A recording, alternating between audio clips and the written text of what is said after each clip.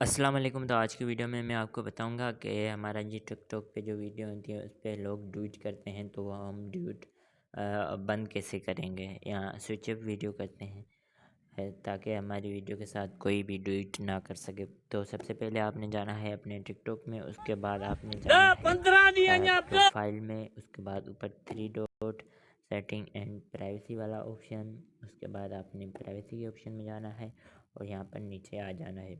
तो यहाँ पर आपको ऑप्शन मिलेगा ट्वीट का। तो यहाँ पर सबसे फर्स्ट पे अलाउ ट्वीट फॉर्म, तो यहाँ पर जो है आप ओनली यू कर दोगे तो आपकी जितनी भी पोस्ट होगी किसी पे भी कोई भी ट्वीट नहीं कर पाएगा। तो मैं तो यहाँ से एवरीवन कर देता हूँ। अगर मेरी वीडियो के साथ कोई ट्वीट करना चाहे तो कर सकता है। बाकी अगर आप ऑफ़ करना चाहते हैं तो इसी तरीके से आप जो है ऑफ़ कर सकते हैं टिकटॉक पर ट्वीट।